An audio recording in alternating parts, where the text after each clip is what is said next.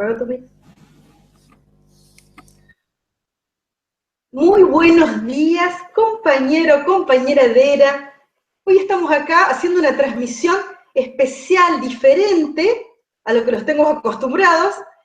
Hoy es domingo y vamos a tocar un tema más que interesante, apasionante para todas las personas que nos gusta investigar, conocer justamente todo ese conocimiento ancestral que nos une, ¿sí? Como humanidad, y que nos hace despertar la conciencia, comprender un poco más de qué va la vida, por qué nos sucede lo que nos sucede, ¿sí? Y todas estas temáticas que tratamos acá en Pandora TV, en Caja de Pandora, y todos estos invitados, ¿no?, que vienen acá a acompañarnos.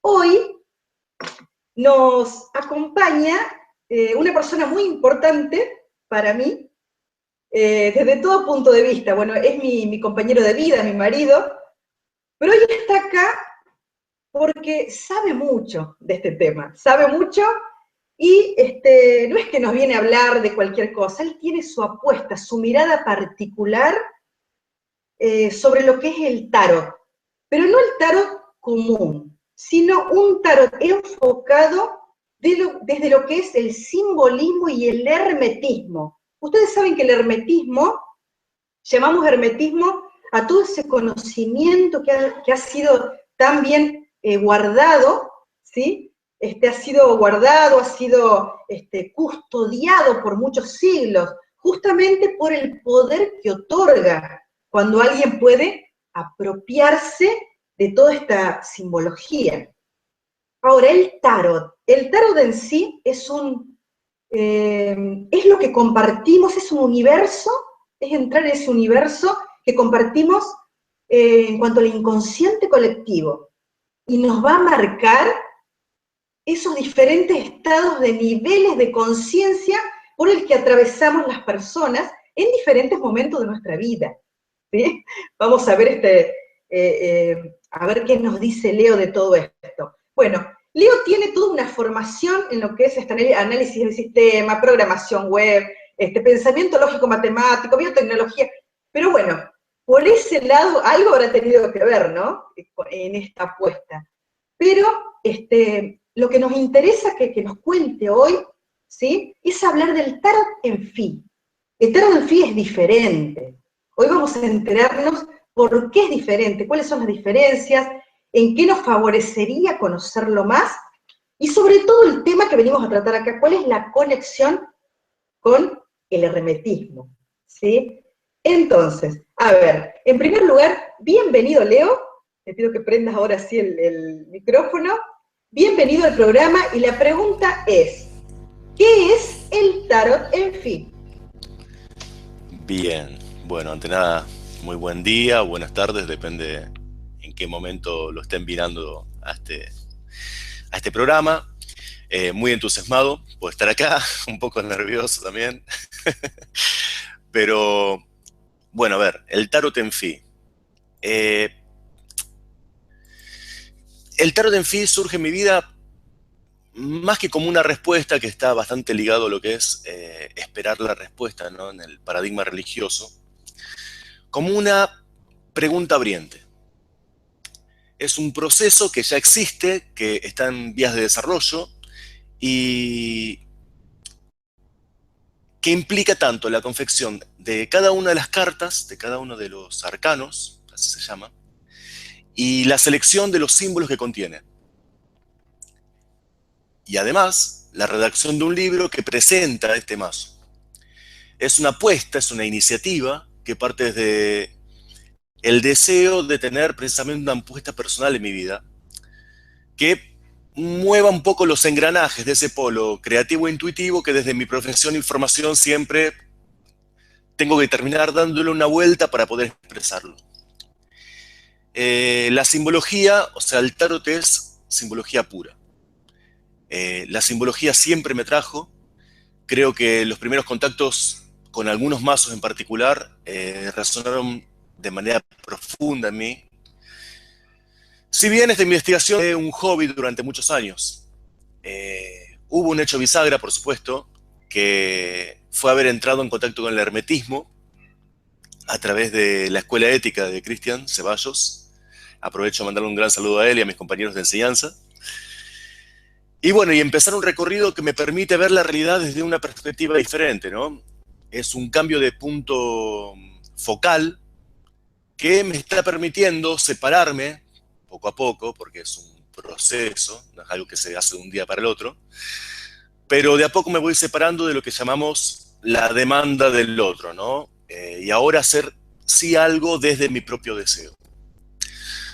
Digamos que entonces que de esta convergencia entre mi pasión por los símbolos del tarot y la enseñanza iniciática es que surge precisamente el tarot en fin. Muy bien.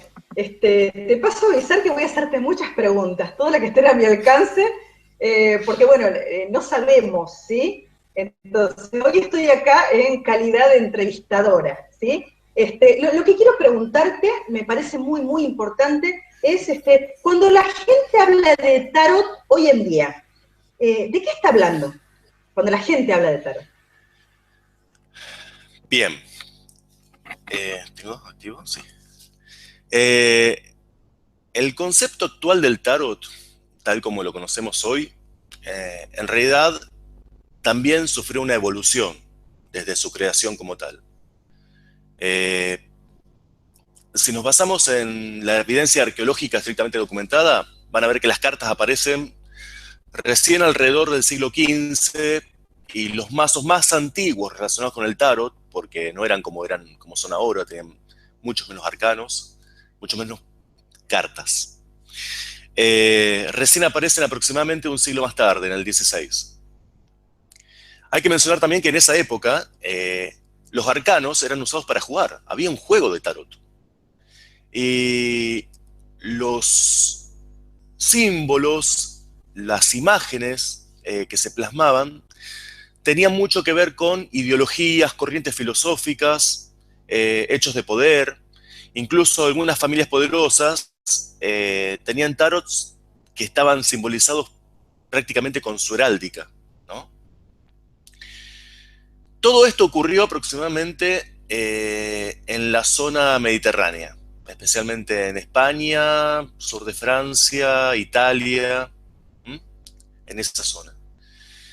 Y en cuanto a la cartomancia, la documentación más antigua, explico, cartomancia es usar las cartas para develar el futuro, ¿no? Ese es el concepto actual de cartomancia. Los datos más antiguos documentados de cartomancia son en el siglo, equivoco, y en particular que la cartomancia haya usado el tarot para predecir, palabrita, recién desde el siglo XVIII. O sea que la documentación que uno tiene del tarot no tiene sus siglos, pero no es tan antiguo. Sin embargo, hay que entender algo acá. Las mancias, como se llama, han existido siempre, en todas las culturas. Estamos hablando de tratar de prever el futuro a través de, no sé, borra de café, entrañas de animales, tirada de runas, huesos. Todas esas cosas, en realidad, son técnicas que usaban las culturas, incluso desde su nacimiento, pero que la diferencia entre cualquier cultura y las culturas que nosotros llamamos culturas iniciáticas, estamos hablando de egipcios, griegos, hebreos, sumerios, hindúes, toltecas, entendieron que no se trataba de que alguien diga quién soy yo y qué me va a pasar, sino que precisamente lo que hay que hacer es desmantelar esa creencia de que yo soy ese con el que me presento. Y a partir de eso, a partir de ese entendimiento, empezar a construirme. Este proceso de autoconstrucción, sea, de deconstrucción primero y de autoconstrucción después, es imposible sin conocer al inconsciente.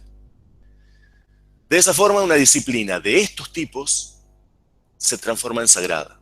Ese es el concepto sagrado que tiene, por ejemplo, el tarot, para mí. Una analogía importante es la de la astrología y el actual horóscopo, ¿no? Que es una deformación de la verdadera astrología.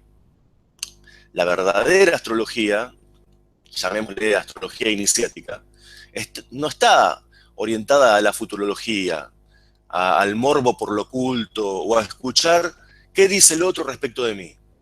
Nada más alejado.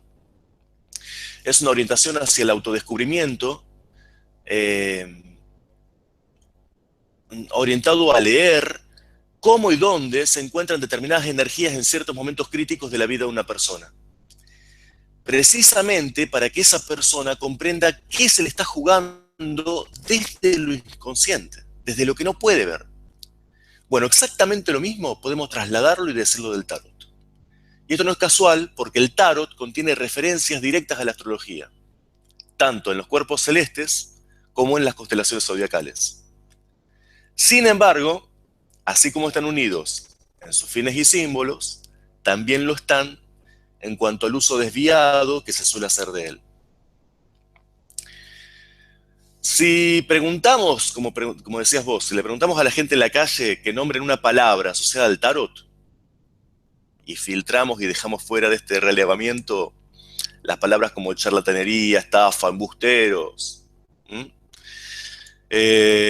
seguramente las tres más relevantes van a ser predicción, adivinación, y si tenemos suerte, muchas gracias en parte al cambio de enfoque que muchos tarotistas en los últimos años están haciendo, y también porque, bueno, el cambio de era permite que la gente comience a despertar y se dé cuenta de que tiene que empezar a buscar adentro lo que antes estaba buscando afuera.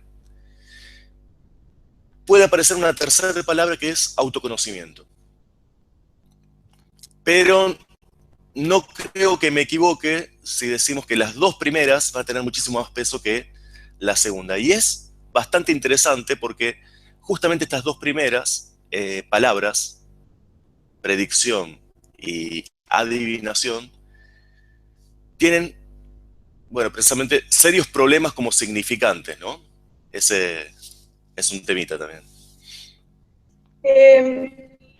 Una pregunta. ¿Por qué decís que predicción y adivinación tienen un problema en el significante? Y yo te agradecería si podés hacernos una diferenciación entre significado y significante para los que estén mirándonos y no recuerden bien cuál es el concepto. ¿Podría ser? Sí, dale. Significante y significado, la diferencia es muy, muy simple, a pesar de que a veces se complejiza, ¿no? Innecesariamente. Un significante es un símbolo. Y cada símbolo lo podemos pensar como si fuera un recipiente. Dentro de ese recipiente, nuestro inconsciente vuelca un significado, lo llena de algo. ¿Está bien?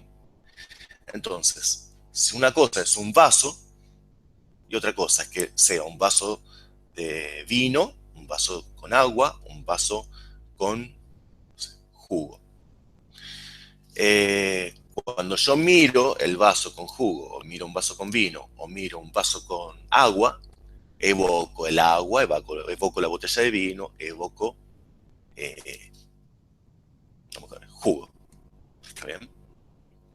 Una fruta. Ahora, vamos a ver un ejemplo de esto. Clásico, ¿no? Este símbolo, un palito y otro palito cruzado, vamos a hacerlos bien, exagerados, ¿no? El ejemplo, para que se entienda bien. Un monje, cuando ve este símbolo, va a pensar seguramente el contenido que le volcó a ese símbolo, el significado que le volcó, es el de Cristo crucificado en la cruz. Si, por ejemplo, le preguntáramos a un matemático que nunca haya tenido contacto con el cristianismo, te diría que es un símbolo que suma. ¿Está bien? Y si le preguntáramos a un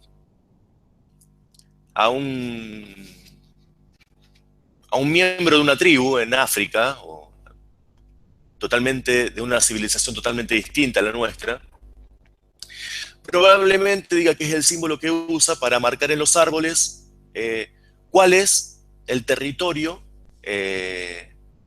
dentro del cual ellos se encuentran seguros. Entonces vemos como el mismo símbolo tiene distintos significados.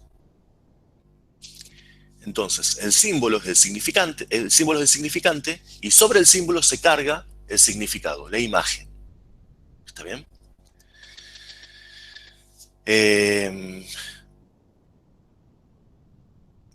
Vamos ahora, voy a retomar con esto de por qué digo que predicción y adivinación son dos palabras que tienen problemas, y graves problemas, como significantes de lo que quieren decir. Predicción. Predicción. Desde una lectura iniciática, esto significa algo que existe u ocurre antes de ser dicho. Sin embargo, se refiere precisamente a lo contrario. Es la acción de decir algo antes de que ocurra, ¿no? O sea, cuando uno dice voy a realizar una predicción, lo que está queriendo decir es voy a decir algo antes de que ocurra el hecho. Con lo cual, la palabra correcta para nombrar esto debería haber sido prehecho desde enseñanza, no predicción. Desde el hermetismo, esto hace que la palabra predicción tenga un valor de incoherencia altísimo.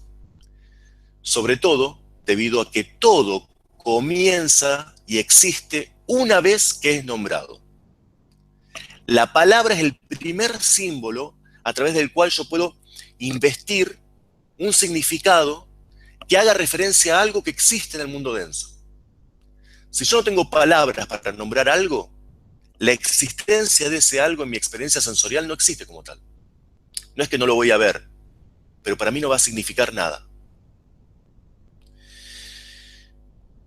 Ahora, la otra palabra, adivinación, es todavía más interesante. Porque adivinación es una palabra que ha sufrido una alteración sospechosa. El vocablo original, que hoy está considerado un arcaísmo y ya no se usa en nuestra lengua, es divinación. Y es acción o efecto de divinar o divinarse. Divinar o divinarse, ese verbo, viene de divinus, que en latín significa divino. Y lo que significa, etimológicamente, es investirse de divinidad. Alguien casualmente le agregó una A adelante, sabiendo que la A significa negar, quitar, extraer. ¿Está bien? Es una contraposición a lo que sigue después. Pensemos en los oráculos de la antigüedad, ¿no? Pensemos en el famoso oráculo de Delfos.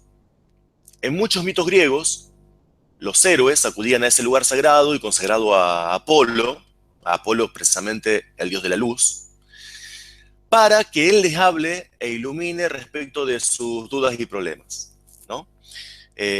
A veces había incluso una pitonisa que oficiaba como intermediaria, pero lo que el mito cuenta es que estos héroes, que eran presentados como hijos de los hombres y de los dioses, o sea, tenían sangre divina dentro, lo que realmente hacían en los oráculos eran empoderarse de su lado divino y con esa claridad arrojada sobre su mundo interior, descendían ya con la respuesta que habían venido a buscar. Es una herramienta de adivinación, de adivinación niega precisamente a nivel de tu inconsciente que vos como consultante o incluso vos como tarotista puedas empoderarte de lo que vos es divino. ¿Y qué es lo divino en vos? Convertirte en creador. Nada más.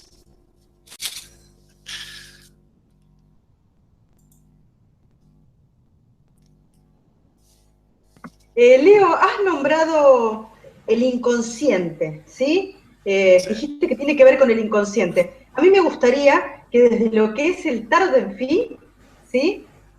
Nos puedas hacer una relación, una analogía, poder entender primero, si querés y te animás, qué es el inconsciente, porque hablamos de inconsciente y bueno, hay personas que pueden decir, ¿y el inconsciente qué vendría a ser acá?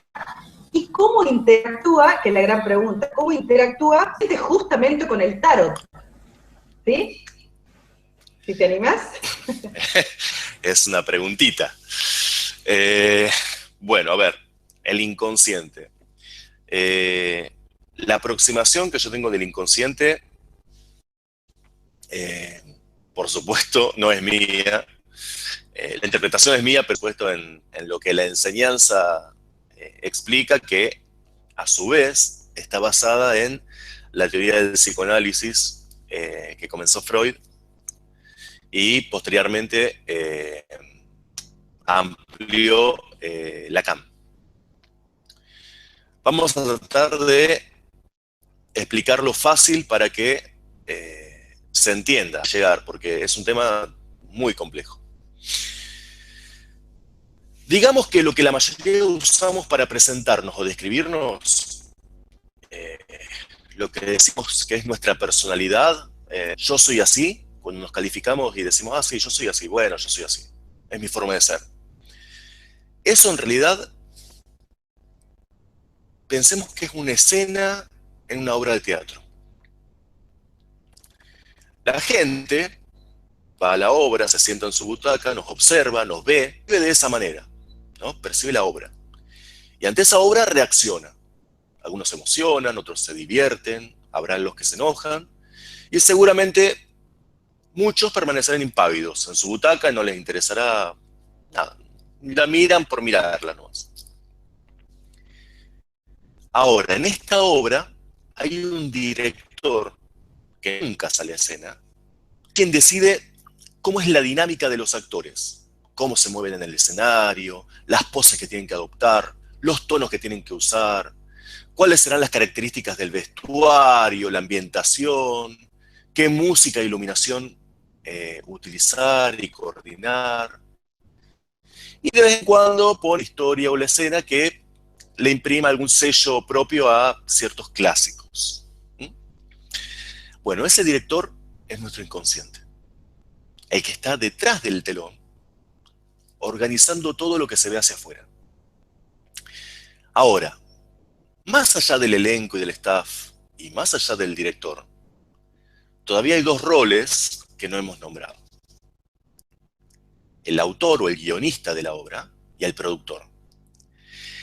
Estos dos roles están representados por una única figura, y es el otro. El otro como el prójimo, el que está afuera, una persona afuera que no soy yo. Muy especialmente, los principales productores y guionistas, los más prolíficos en nuestra obra, son nuestros padres. O aquellos que hayan ocupado o ocupen su lugar. Todo lo que se muestra en esa escena, de acuerdo a cómo lo orquesta nuestro inconsciente, sigue un guión escrito por otro. El productor tiene poder incluso sobre nuestro inconsciente. ¿Está bien? Bueno, yo creo que con esta metáfora podemos aclarar o pudimos aclarar un poco quién es nuestro inconsciente. Que a veces, bueno, también lo llamamos psiquismo. Cuando hablamos de psiquismo, hablamos de inconsciente, podríamos considerar los términos equipotentes, iguales. Sin intención de desviarnos y meternos de lleno en un tema demasiado profundo, vinculado a la teoría del psicoanálisis, digamos simplemente que nuestro inconsciente está formado por tres registros. el simbólico, el imaginario y el real. En el registro simbólico se encuentran los símbolos, los significantes, que hablamos recién, y es el que se expresa sobre todo en el reino onírico, en los sueños. Ahí está la ley, está la palabra. En el registro imaginario residen las emociones, las imágenes, los significados, las interpretaciones, la subjetividad, el lenguaje. El lenguaje, esto a veces confunde un poco, no es lo mismo que la palabra. El lenguaje es cómo se expresa la palabra. Y es precisamente este registro el responsable de que la mayoría de las veces queremos decir algo, pero terminamos diciendo otra cosa. Y finalmente el tercer registro es el real. ¿Qué es el registro real? Lo denso. Todo esto que está afuera, alrededor mío, que yo puedo percibir con mis sentidos físicos. ¿Está bien? Estos registros no son compartimentos aislados.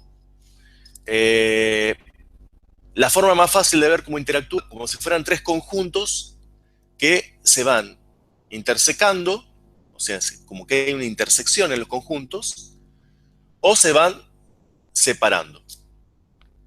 Ahora bien, ¿cómo funciona nuestro psiquismo? ¿Cómo se instauran esas leyes en nuestro inconsciente? Y sobre todo, por el tema que nos reúne acá, ¿no? ¿Cómo interactúa con el tarot y qué puede hacer el tarot al respecto? Bueno, vamos a esto. Una forma simple de responder a semejante pregunta, y yo soy mucho de esta forma, ¿no? de hablar, es a través de una metáfora, un cuento. Este cuento, sin embargo, podría ser perfectamente real, aunque cabe aclarar que no es así. Así que bueno, vamos a presentarles a ustedes a Juan. Juan es un hombre de unos 30 y pico de años, tiene su empleo, tiene su departamento, tiene una vida normal en la que hace un tiempo participa su novia, y Juan se está dando cuenta que se está enamorando, ¿no?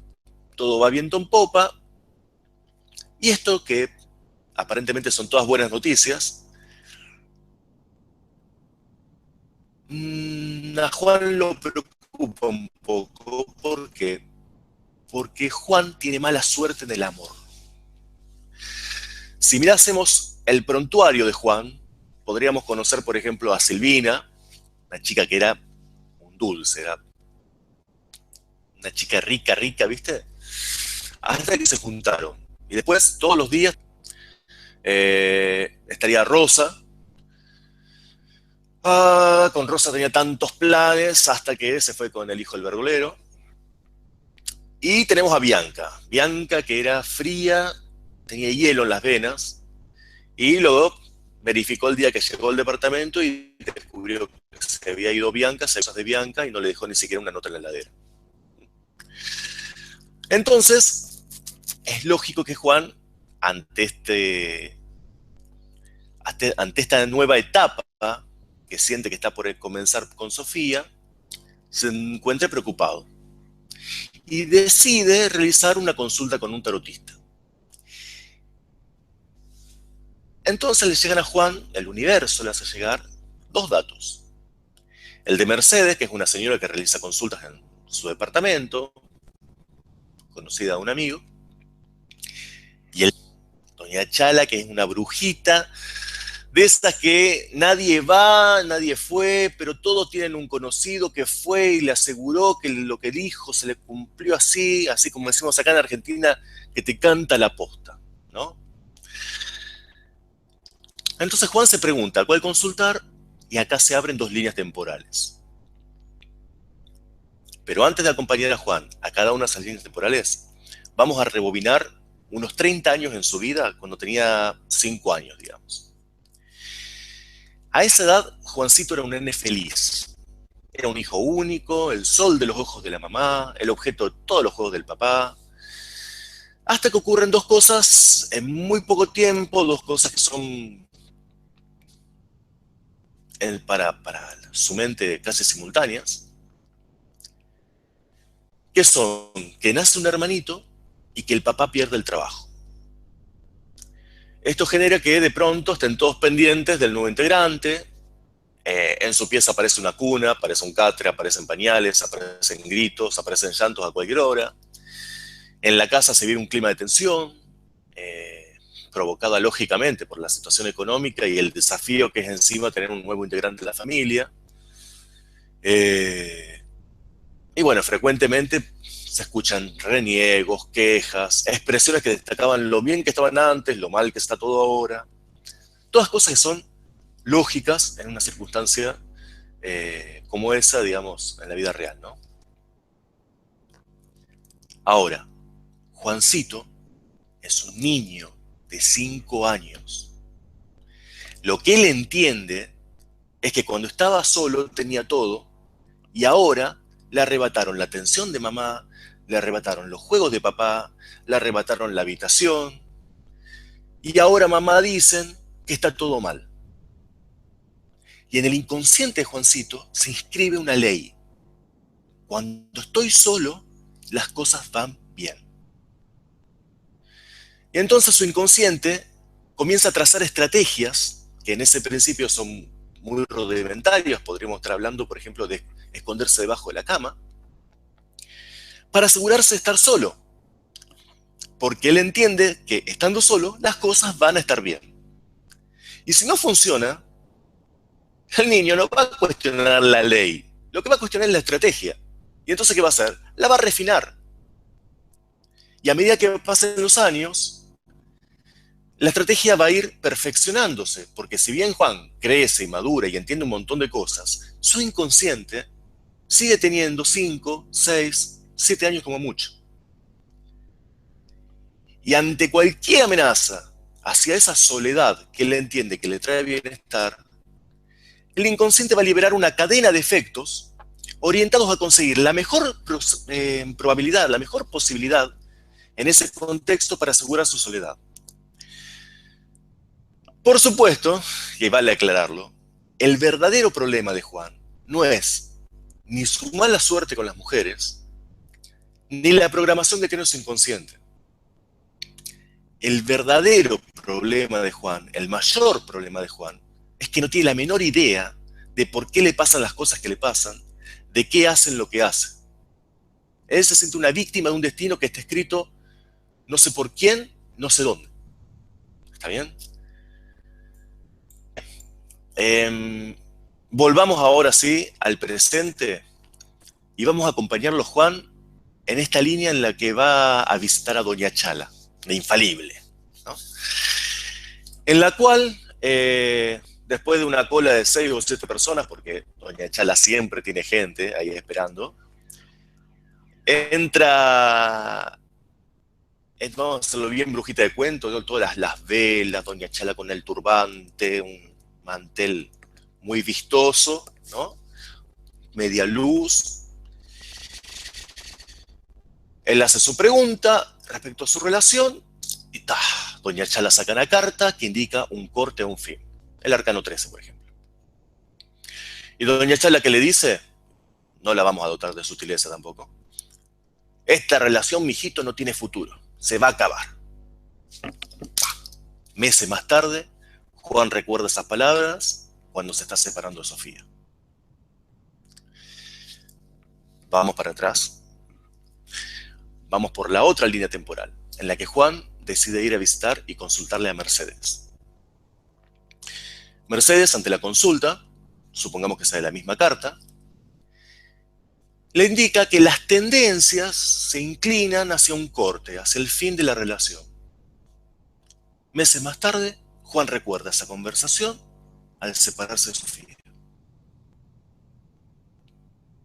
Entonces, ¿existe una diferencia entre ambas situaciones? ¿Estaban predestinados a estar separados? Bueno, acá es donde nos ayuda el hermetismo, a través de ver lo diferente y lo idéntico y lo idéntico y lo diferente. Pero antes que nada, 2 aclaraciones que son fundamentales. Y acá hilamos también con la pregunta. Permiso, voy a tomar un poco de agua.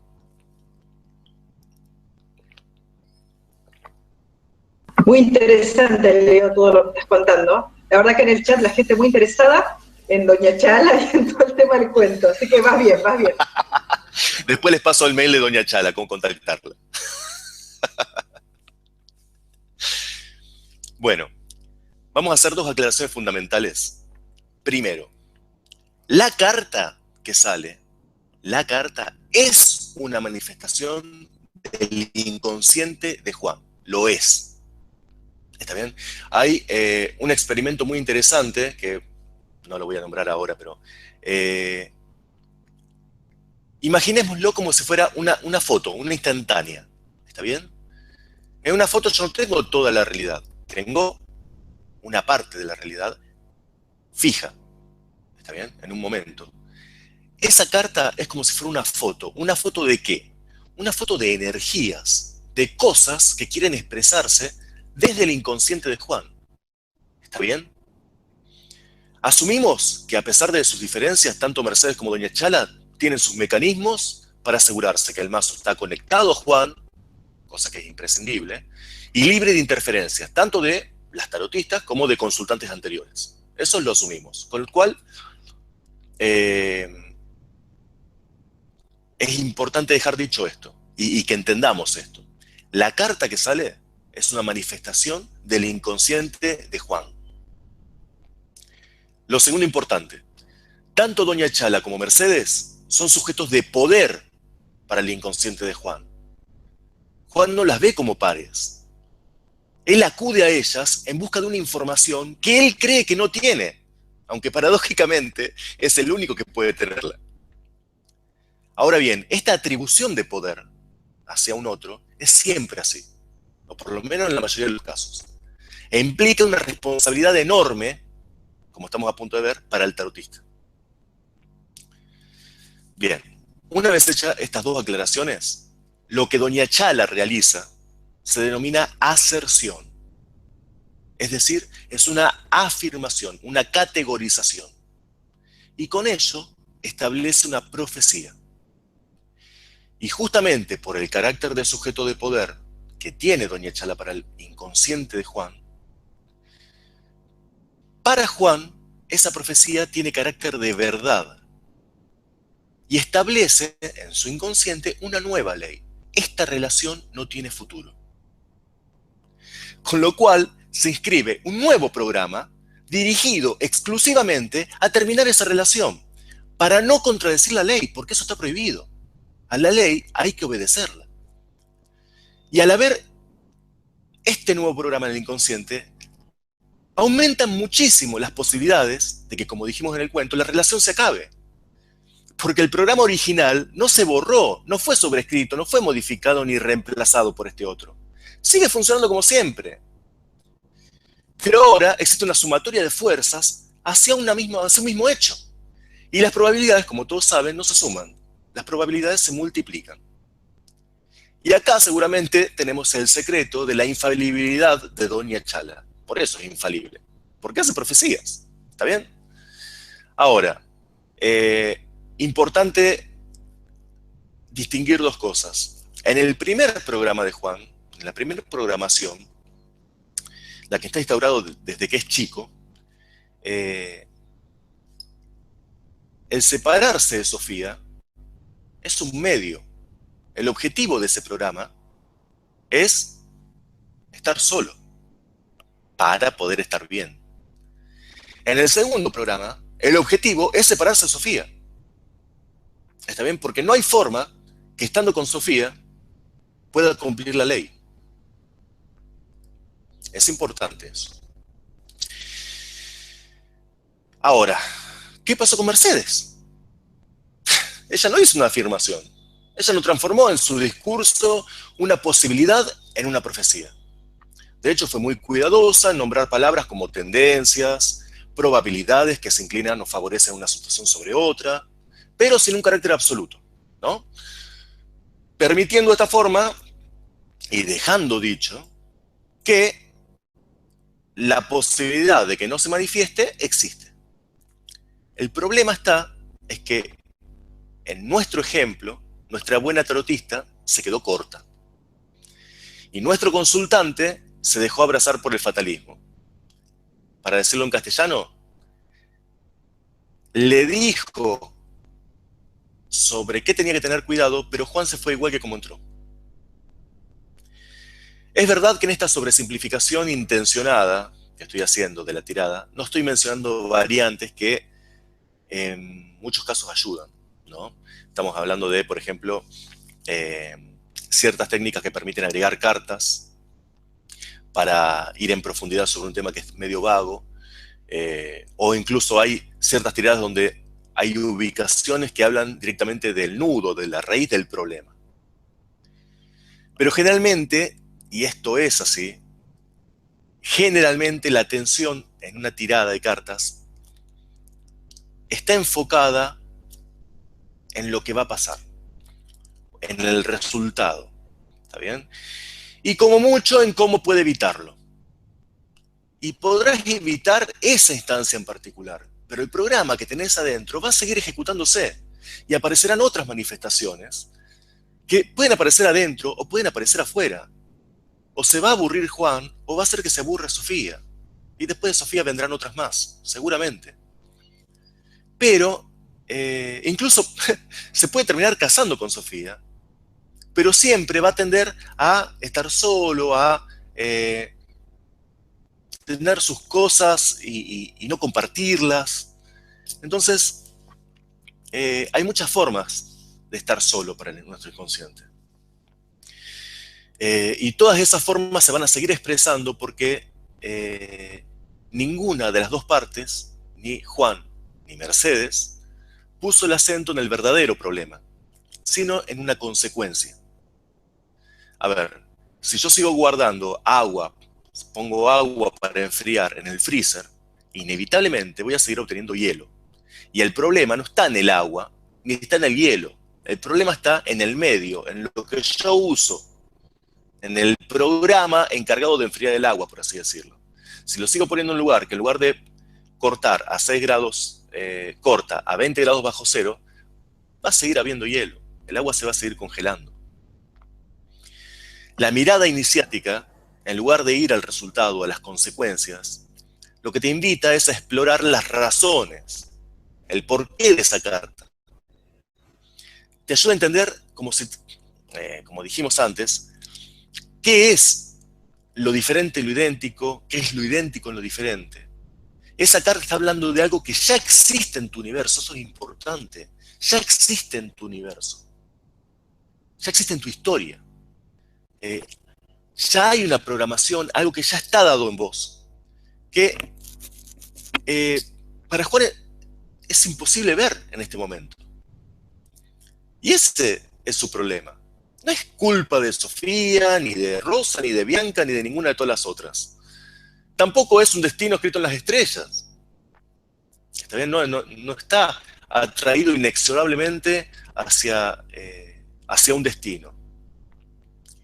Pero si Juan carece de todas estas herramientas, no va a poder efectuar el volantazo necesario en su vida para poder cambiar. De esta forma, yo creo que es realmente valioso contar con una baraja como el Tarot en Fi. Está orientado a servir de brújula en tu vida, no a profetizar tu futuro. Y tiene una tirada propia orientada precisamente a ayudarte a develar aquellas cosas que haces una y otra vez sin darte cuenta. Lo que en la enseñanza iniciática llamamos falla o formas de falla. De esta forma, acompaña tu proceso de autodescubrimiento, de resignificación personal, lo podríamos decir. No sé si con esto respondo a tu pregunta, Gaby. Sí, mira, hablaste de muchos temas interesantes, muchos temas que se pueden ampliar, como toda la importancia que tiene la programación a nivel inconsciente que tiene cada quien, ¿no? Y de ver que las cosas por ahí a veces no son como nosotros creíamos que eran. Hablaste de muchas temáticas, temas a tener en cuenta que tienen que ver con lo que uno conozca, ¿no? De su propia historia también, cambia mucho. Entonces, a mí lo que me gustaría que anudes vos la nombraste, vos cuando hablaste del tarot, dijiste que se relaciona con la predicción, la adivinación y también el autoconocimiento. Entonces, me gustaría que hagas una aludación, para ir finalizando el programa, justamente lo que es el tarot, en fin, en cuanto al autoconocimiento. Hablamos un poquitito más de eso, ¿puede ser? Dale, sí, cómo no. Bueno, a ver, el autoconocimiento es el objetivo que tiene el tarot en fin.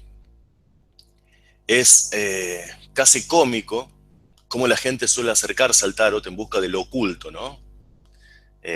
Atraídas en una analogía casi irónica, como polillas a la luz.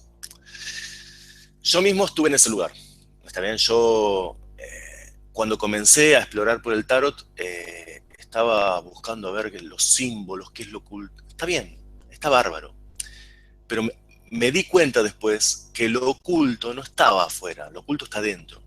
Y que mientras siga estando oculto, mientras no lo nombre ante una terceridad, voy a seguir siendo preso de eso y viviendo en la oscuridad.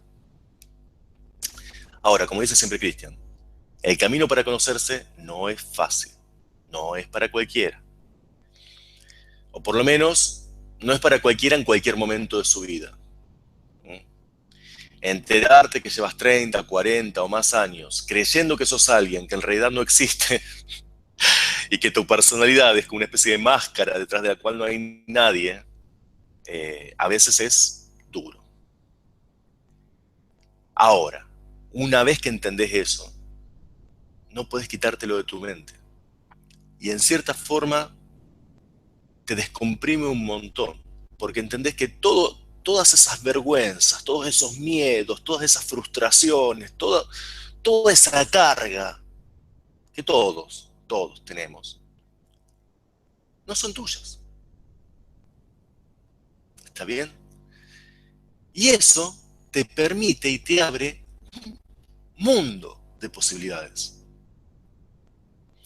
Y el conocer eso, una vez que lo sabes, una vez que lo ves, ya no te puedes hacer el tonto. Ya no puedes hacer como que no lo escuchaste, que no lo sabes. Y en ese momento empieza el disfrute. Ahí empiezas a ver que esta vez no importa si te volviste a equivocar, no importa si metiste la pata de nuevo, como decimos acá en Argentina, ahora sos consciente de qué fuerzas están jugando ahí, de por qué está pasando esto.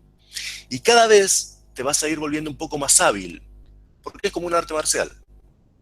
La única forma de avanzar acá es con práctica. Ahora, lo primero que tenés que entender es que la pregunta no es quién soy para autodescubrirte, sino quién no soy. Que eso que yo llamo mi personalidad es una imagen que no fue dibujada por mi mano, fue dibujada por otro. Y tengo que aclarar que esas programaciones no se trata de borrarlas, de eliminarlas. No aprenderíamos nada de esa forma. Eso sería negar, desplazar. No. Lo que tengo que hacer es empoderarme de ellas. Saber que juegan, saber que se van a seguir jugando, porque tienen como sucesos que las desencadenan. Pero tengo que estar alerta, ¿no? Tengo que estar atento, tengo que ir bloqueándolas y a veces tengo que generar esa programación que se dispare para que actúe a favor mío, a favor de mis intereses. Una vez que llevo un trecho y un recorrido, empezar a preguntar, empezar a pensar quién deseo ser, en quién me quiero convertir. Y para todos estos procesos, una baraja como el Tarot en Fi te brinda información de qué energías te son favorables a esa deconstrucción o a esa construcción.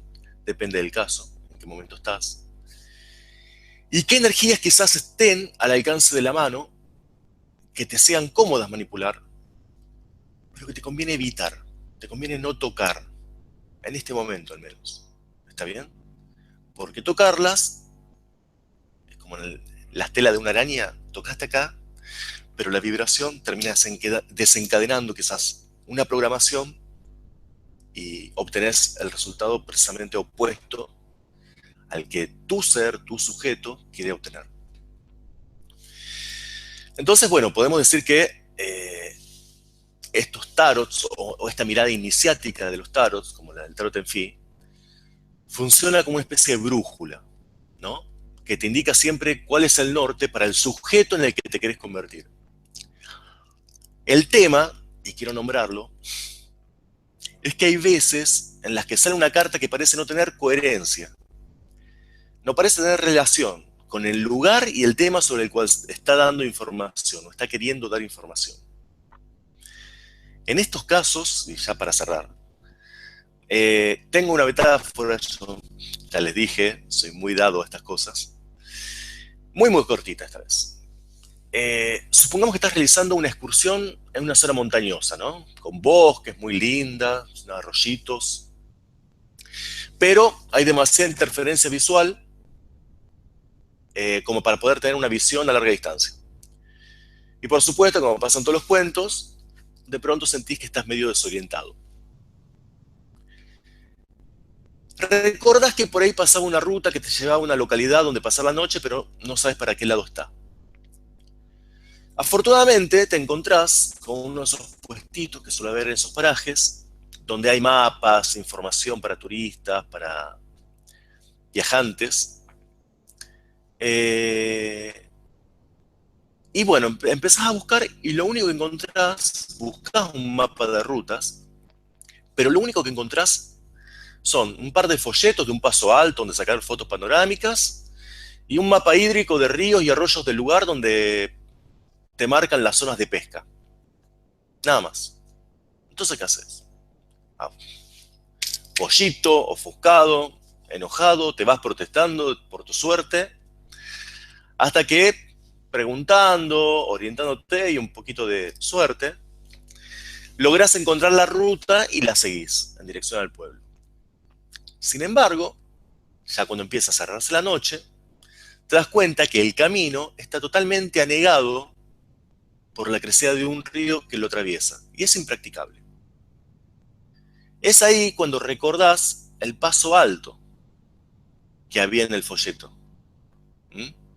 Desde ese paso alto podrías haber visto la situación, podrías haber visto el camino, podrías haber visto la inundación, y quizás, probablemente, podrías haber visto un camino alternativo.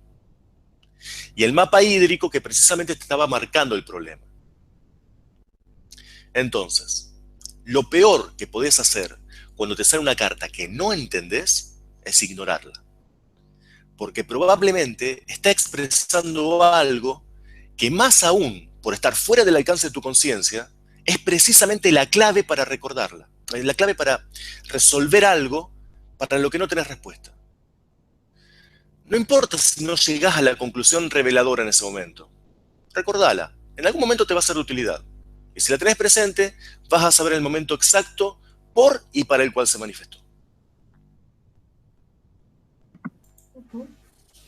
Mira, Leo, la verdad, creo que hemos estado disfrutando mucho de este tarot en Fí. Se nota mucho que hay, bueno, la mano del hermetismo, ¿no? De base, se nota también que está muy hilado desde lo sutil, desde un plano mucho más profundo, eso se le llama sutil. Y también, a veces estoy equivocada, es como que el tarot en Fí te va a marcar las señales, esas señales que uno quiere ver. ¿Podría ser así? ¿Te va marcando señales o coincidencias? Bueno, por supuesto, porque precisamente las señales provienen de lo sutil, como decís vos, y lo sutil está en el registro simbólico de nuestro inconsciente. Precisamente en el registro simbólico, desde el registro simbólico se expresa el inconsciente en el tarot. Con lo cual es justamente eso, o sea, las señales, la magia que tienen las señales al expresarse afuera, en el entorno, es la misma magia que usa el inconsciente para expresarse a través de una carta. Nada más que ahora simplemente elige en cuál de ellas volcarse y volcar la señal. Es así de simple. Muy bien, muy bien. Esta ponencia ha sido maravillosa, yo he aprendido mucho. No, la verdad que en serio ha tenido ejemplos claros que a uno siempre le sirven. Me ha quedado muy claro que entonces el inconsciente sí se manifiesta en una tirada de tarot. O sea, eso la gente lo tiene que saber, Sí, sí, ¿sí? por supuesto. Aparte de todo lo que, claro, lo que vos comentabas, eso es algo muy importante también. Bueno, voy a avisar a la gente que les gustó el programa y que quiere seguir aprendiendo del tarot de Enfi, ¿sí? Que vamos a hacer una segunda parte de este programa, pero de acá a 15 días aproximadamente, así que estén atentos. Y bueno, ¿de qué se va a hablar en el próximo programa? Mitos y arquetipos plasmados en el tarot Enfi. No sé si Leo querés hacernos alguna introducción rapidita, ¿te parece? Bueno, a ver, eh, rápidamente, todos los mitos, y cuando hablamos de mitos es importante aclarar que estamos hablando no solamente de la mitología griega, nórdica, egipcia o precolombina, estamos hablando de eh, figuras o historias que están grabadas en nuestro inconsciente. Y además de todas estas, de religiones, por supuesto, las historias que hay en la religión, ¿no? Tenemos un montón de otros mitos también que son modernos. A ver, los cuentos de Grimm, películas representativas que hay muchas veces que es mucho más fácil explicar un arquetipo a través de un personaje, por ejemplo, de, no sé, de Matrix, de Star Wars, El Señor de los Anillos, Juego de Tronos, ¿está bien? Cosas que son tangibles, que la gente las tiene por ahí mucho más conocidas y mucho más internalizadas que un mito griego que a lo mejor, si yo te nombro el mito de Psique, no te dice nada, ¿está bien? Por supuesto, una vez que te lo explique, seguramente te va a decir muchísimo, pero estos otros arquetipos suelen ser mucho más accesibles para la gente. Entonces, bueno, a eso nos referimos justamente con mitos y arquetipos. Son programaciones y formas de ser,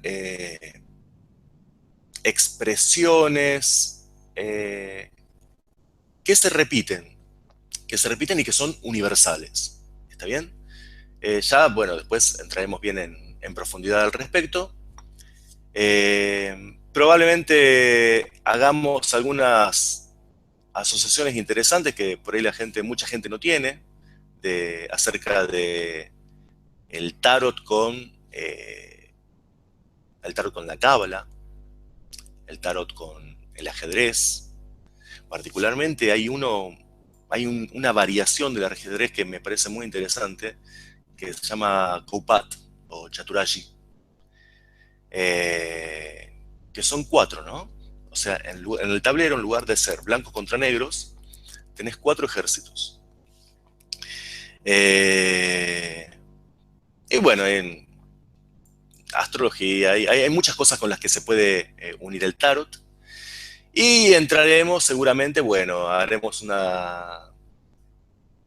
nombraremos a los tarot más relevantes, que la gente generalmente más usa, y el tarot en fin, que es un mito en sí mismo. Bueno, de qué se trata, no cómo surge, porque cómo surge ya lo hablamos, pero sí de cuál es bien su propósito, por qué es distinto, cuál es su diferenciación. ¿Eh? Y, por ejemplo, cuál es la diferencia que marca esta tirada iniciática. ¿Está bien? Esta lectura iniciática. Yo prefiero la palabra lectura más que tirada. Así que bueno, eso lo veremos con quienes estén interesados en 15 días, si te parece. Y bueno, agradecerte la compañía y agradecerle a todas las personas el haber estado, el haber demostrado interés. Mi nombre, bueno, es Leo Borese. Me pueden encontrar en Facebook como Leo Enfi, con PH. Y quedo a disposición para cualquier duda o sugerencia que tengan también. ¿Por qué no? Muchísimas gracias. Buen domingo y buena semana. Bien, Leo, me has hecho quedar muy bien, el programa ha salido muy lindo.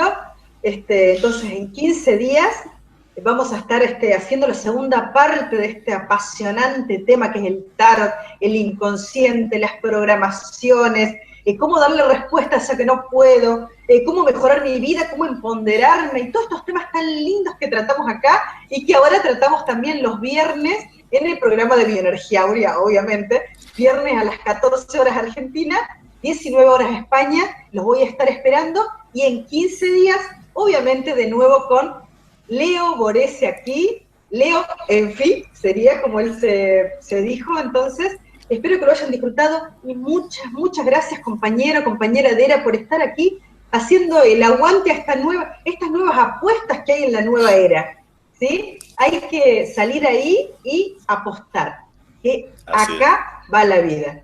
Muchísimas gracias. Chau, chau. Muchas gracias, chau.